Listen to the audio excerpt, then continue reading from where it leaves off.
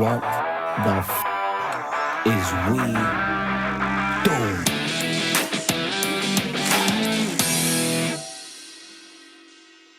Go for it.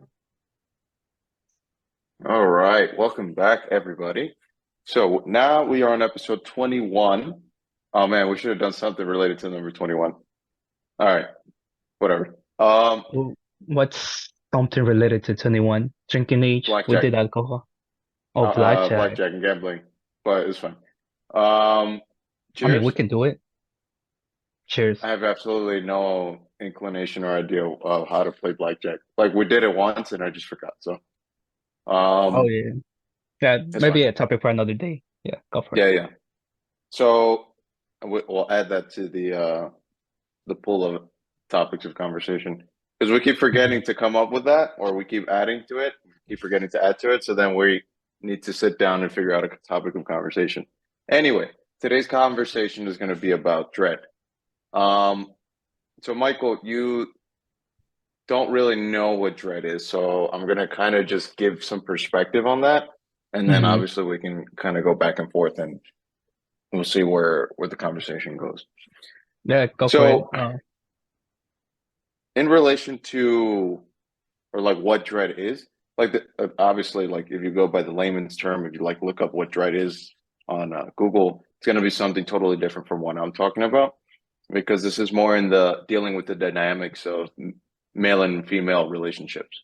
Okay, so dread is this, I guess, um, fuck, what's a good way to say it? It's a Dynamic. concept. It's a dynamic and it's a concept in such that what you're trying to do when you're in a relationship is find a good balance of, showing appreciation and being loving to your partner, but also being able to display that, hey, we're in this relationship together because we Mhm. want to be. If at any Right. point things change, like the way we started this relationship isn't the same way we're going, right? People get comfortable and they stop doing the things that they used to do. I have options, right? So Mhm. dread is a way to display options. It's a kind of like a way to inspire jealousy out of a relationship, not necessarily in a toxic way, but at It's least in a good. way that you motivate people to get their shit together. So Right. again, like hypothetically speaking, let's say you're in a relationship and you guys used to do things for each other that was romantic or that you appreciated, and then you did stuff for her that she appreciated, or whatever the gender roles are in your relationships, and then over time, people just stop doing that. Mhm. Easy one is like, people start gaining a lot of weight and then they get really comfortable in relationships, right? And like that's normal just because, you guys are comfortable with each other and just the dynamic of the day to day. Everything is stressful. You just want to come home, relax, watch a show, eat some food, whatever. And you stop going to the gym like you used to do, right? After work, you would go to the gym. Now you come home to your partner. Okay. So over time, that person gains weight and you stop feeling this sense of attraction for them, or vice versa, right? Like maybe you're the person that did that, right? Because you got too comfortable. So the concept of dread is just finding different ways to inspire, I guess, a healthy form of jealousy, if you want to call it that, so that your partner doesn't feel like they can get too comfortable around you. Because it's not uncommon, especially in like in today's society, for relationships to pretty much finish relatively quickly, right? Like it's very Mhm. rare that you find relationships that last a long time. And oftentimes, like the main contributing factor, or like you just hear different people speak on relationships, what you'll hear is that, we stopped doing the things that we used to do, right? When we first started, we used to do this and, we really liked that. But eventually things just drifted apart. Everybody got comfortable and things just stopped working.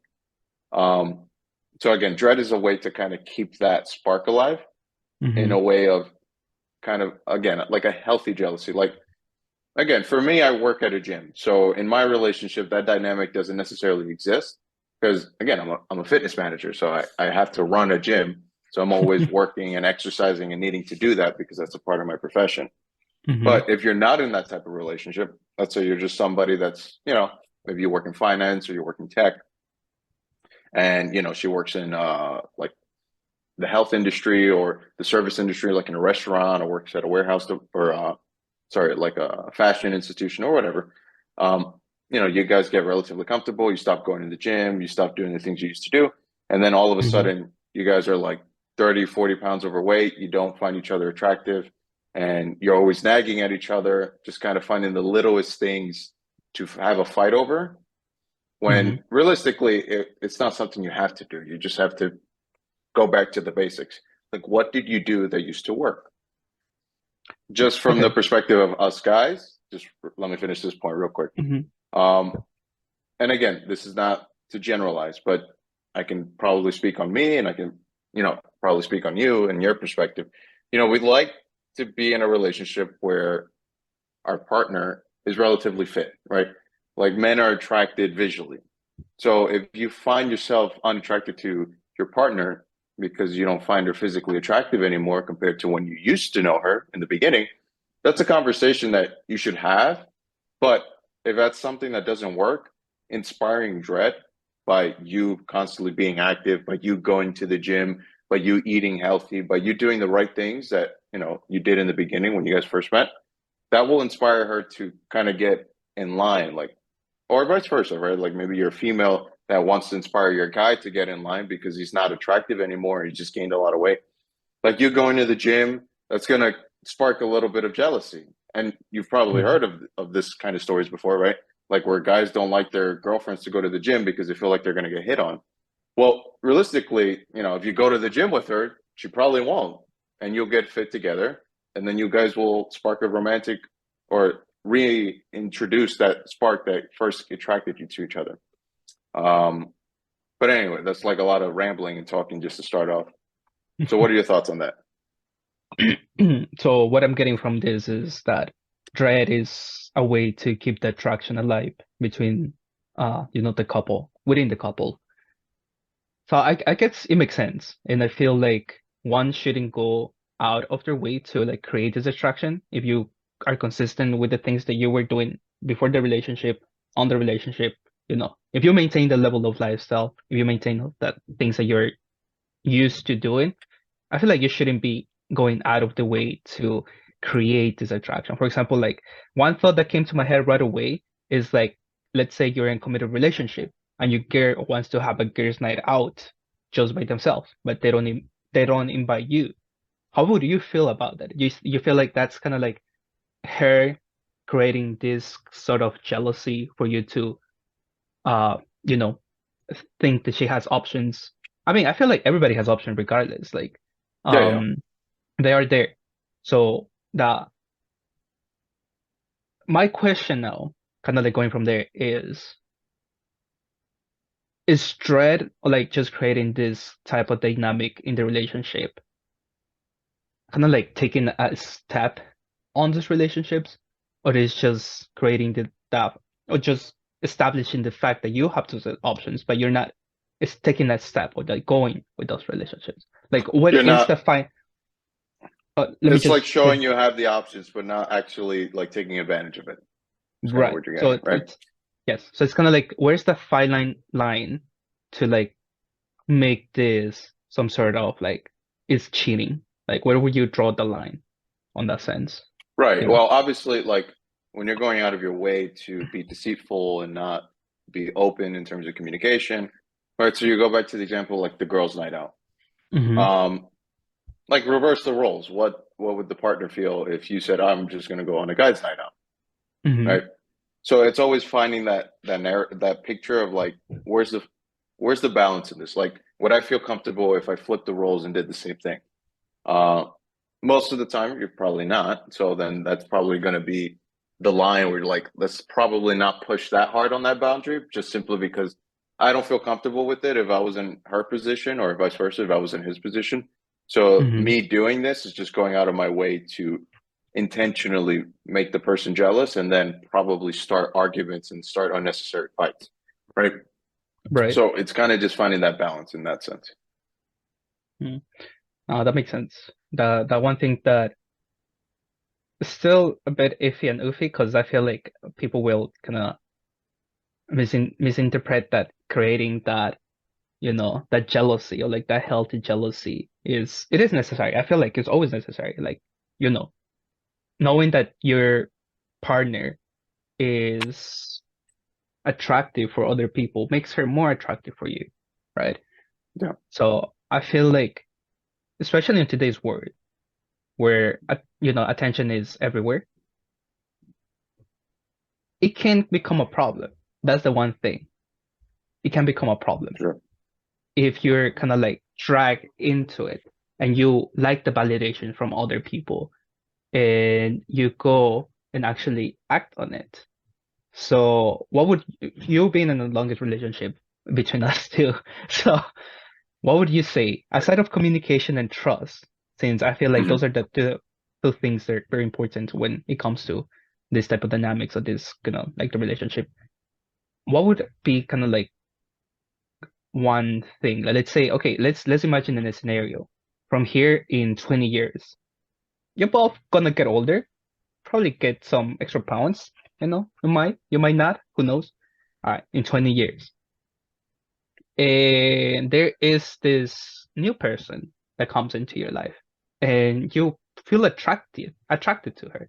And maybe Mhm. the relationship that you are is healthy, is good, is going on good directions, Mhm. but you want to spice things out. Now that's the question. Would you do it? Like, So would you that be kind of like, open to the idea of it, at least? What are your thoughts? so that's stops being dread, and this starts being more of you like changing the dynamic of your relationship, right? Mm, Because now you're like trying to introduce a new partner, or you're trying to open the relationship so that it's not exclusive. So that stops being dread, and that stops and starts being like something like polygamy, right? Like you start having a mm, relationship with multiple people. Again, at the end of the day, different folks do different things, and it works for them, right? mm-hmm, For us as humans, and like we've discussed this at infinite detail, or like at least at an extensive detail, um, guys are attracted to multiple partners because that's just kind of the way the genetic setup is. Like you want to spread your seed across as many people as possible, or as many women as possible. And women generally tend to go towards the best one, right? Now, mm-hmm, multiple, just like the number one. Um, so in that sense, like we start having that conversation again. Am I comfortable with it? Probably not. Just because for a relationship to work, you guys have to make compromises. And that's one of mm-hmm, those compromises that most people have to make if they want to be in a committed monogamous relationship. Other people are more open minded, and that's something that they're willing to do. But realistically, what ends up happening for a lot of those relationships is that it probably falls apart and you move on to new partners. Because mm-hmm. again, at the end of the day, for us guys, we have a tendency of looking for, again, visual aspects of attraction or visual cues. And that usually comes from, younger women. Um, that's probably not something that most women that get older want to hear, but it's time after time, it's It's something just that happens, fact. right? Like you're Mm, just attracted to younger women simply because they're more visually attractive. Um, yeah. but again, like compromising has to be something that you have to do if you want to establish a monogamous long-term relationship. And there's, a lot of evidence that most people, if they do stick with a partner that, they have a loving relationship with, and they make those compromises, it's a lot more satisfying than just sleeping around. All right. Now we start getting into the conversation of like the hookup culture. And like, Oof. is that something, and that's the topic of conversation, right? Like we can have that later on. Like, is that something that's healthy? Is that something that you should be participating in? Um, because a lot of times it ruins monogamous relationships for you, right? Because the moment you get into an issue or confrontation, or again, you're trying to establish dread, because you're in this hookup culture, rather than you Mm-hmm. trying to figure it out, you just leave and you just start hooking up with somebody else. Exactly. Um, so that's my thoughts on that. It's good to hear. Another thing too, kind of like going back to the topic of today, which is dread, is okay.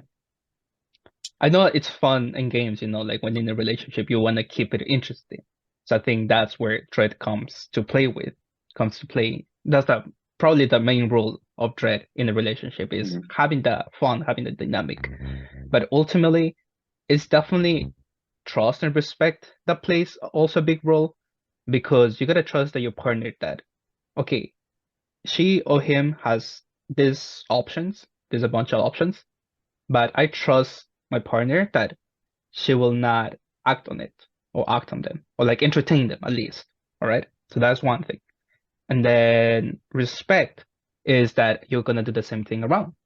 Like you have these options and you're not gonna act on it and you're not gonna entertain and you're gonna be respectful to that relationship or to a woman. So I think those two things, those two values kind of play a huge role when it comes to dread.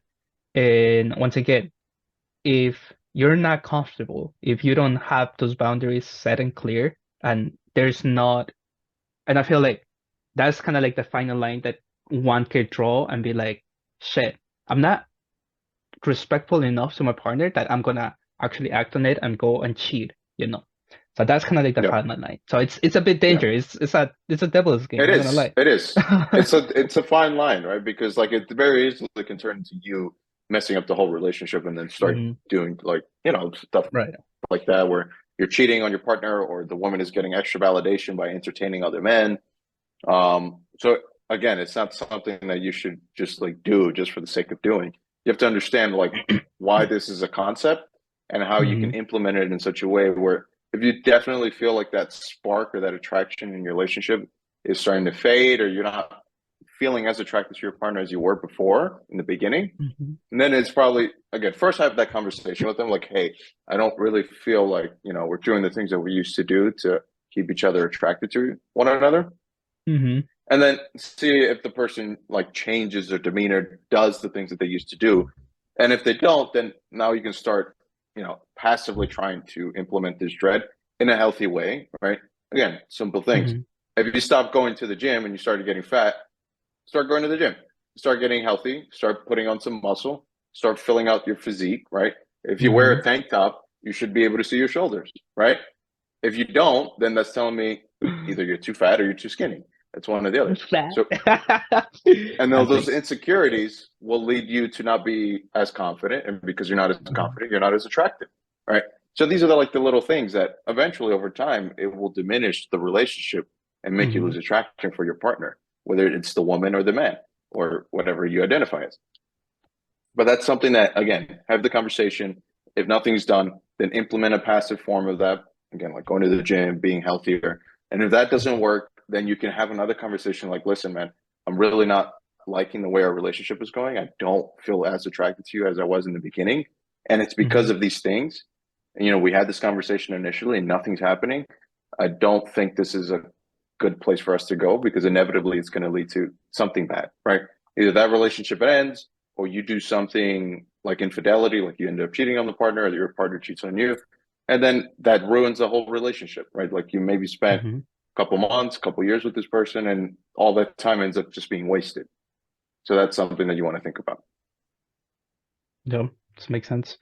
Now, kind of like going to a different direction from dread. So I said, so rather than cause, rather than provoking the healthy jealousy, why how can one balance keeping things interesting in a different way, like a healthier way?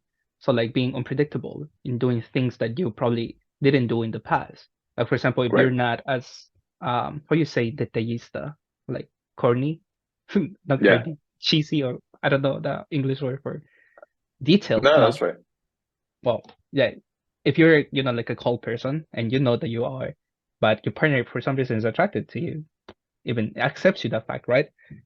Go and do something corny for her, you know? And that's also healthy. Yeah. It's unpredictable, it's different. That's another way to keep the attraction alive. So I think this conversation is more about how to, oh, maybe we can talk about how to keep an attraction alive in a relationship. That's kind of like another topic too. Because And that's the ultimately, point of dread. okay, yeah, go ahead. No, that said, like that's You froze, my guy. You froze. one of the reasons for that is to kind of keep that. Oh no. You gotta rewind the There you whole go. We're shit. back. Yeah, you're back. No. I just So, said that that's the whole concept of dread. It's just trying to keep that mhm, spark alive, right? Like that's in like it's more of a an intense form of it.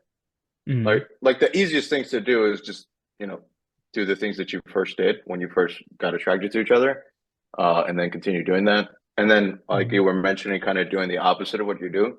So I was going to give you the example of, I know my girl likes me to do romantic gestures, like getting flowers, and that's something that I'm not good at. So when I do it, because I do it from time to time, it's something that it's really meaningful, right? Right. So those are like some forms of you changing your behavior or changing the things that you do on a day-to-day basis. So like your standard routines, doing something totally different, and people will be very appreciative of it.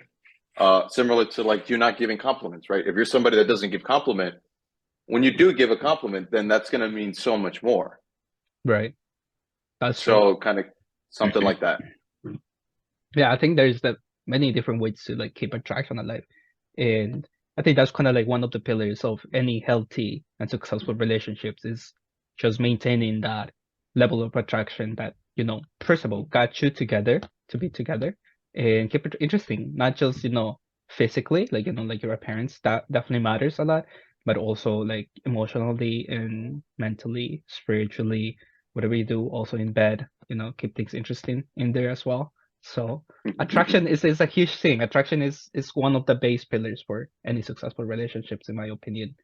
And, you know, dread is a good method to implement that. But I think it's definitely more in the kind of like the danger side. You know, if we have on the spectrum, from like the healthiest to a little bit more dangerous, it's I place it like close to the danger side, just because there will be a final line that can be easily crossed, and, you know, there's no way back from there if that happens. What do you For thought? sure, right? Like the more you push on like the more said the darker aspects of, I guess, human nature. Because again, like what you're trying to do is initiate a form of jealousy, right? Jealousy is not a healthy thing to have, especially in a long form, right? Like if you're constantly jealous of your partner, if you're jealous of a coworker, if you're jealous of whatever, like your siblings, like that's not a healthy thing to have, simply because it's just going to ruin just your Yeah, ability to have relationships with that person or with individuals. And then that's going to manifest in you doing bad things, right? Maybe you're, well, I mean, I don't know how it's going to manifest, but regardless, at the end of the day, you need to understand like there's different tools in the toolkit for you to maintain attraction in your relationship. Dread is one of those things where, if deployed correctly and you understand like the reasoning as to why you're using it, it could be a very healthy thing to do to maintain the spark in your relationship. If done incorrectly, it will easily ruin your relationship and very easily start turning you into somebody that is not what you want it to be. So be mindful of that. And yeah, I think that's pretty much it. Yeah, I think we can wrap it up. I do want to highlight one thing though, because I feel like to create this healthy jealousy, if you want to call that, if you keep doing the things that you were doing at the first time of relationship, I feel like you shouldn't go out of your way to kind of like, you know, create this dynamic, or like this create this jealousy, or have options. Like, for example, Right. that going to party or going to a bar, shouldn't, I mean, if you were used to doing that and your girl or your boyfriend knew and accept you like that, that's a whole different story. And yeah, I think, you know, we shouldn't put a face at the beginning of the relationship, like, you know, like the funny face where everything you Right. showed your best version, and I feel like that's gonna happen regardless. That's why when you go in, be, you know, true, and just keep doing the things that you do. So, and like that, you don't need, like, the dread itself is gonna be there, but you don't even know it. You know what I mean? Yeah, Like the options are if gonna you be do it there. correctly, you don't even Yeah, have to like actually think about implementing this. You do it yeah, regardless, right? It's as simple as that. If you make your life in such a way where you were true to yourself now and, you know, however long you're in your relationship, and you keep doing the things you always did that you always wanted to do, then dread is something that passively happens without you needing to do it. exactly. If it's something that it's a tactic or it's a technique that you're implementing simply because your relationship is not where you want it to be, again, it's a tool that you can use. But realistically, that's just more of an indicator that you're not doing the things that you used to do that kept you attracted to each other or initiated that attraction with each other. So go back to those things, right? Shit, maybe you were the type of guy that was a little bit more of a risk taker when you first met. Maybe you used to, ride motorcycles, or you used to do things that were a little bit more on the edge. But now all of a sudden, life changes, you have a family, you want to play it safer. So you stop doing those things. And that happens, right? Like maybe you're the breadwinner of your house, so you need to be a little bit more secure. You need to be doing things a little safer. But I go back to, if you're not keeping that dynamic of what attracted you to each other in the first place, you will start slowly but surely resenting your partner. And then little by little, just kind of split apart or just kind of phase each other out. Where rather than you being in a romantic relationship, you're more in like a friendly relationship, right? Like you guys exist together, you live in the same household, you watch the shows, you eat the food, you maybe play with your kids, but it's not romantic, and you don't feel that spark, that raw attraction, that that genuine desire, like we've talked about before. Yep. And that just makes things boring, which is not somewhere you want to be if you're in a relationship. Definitely. Yeah. Cheers for that. All right. Peace out. Cheers.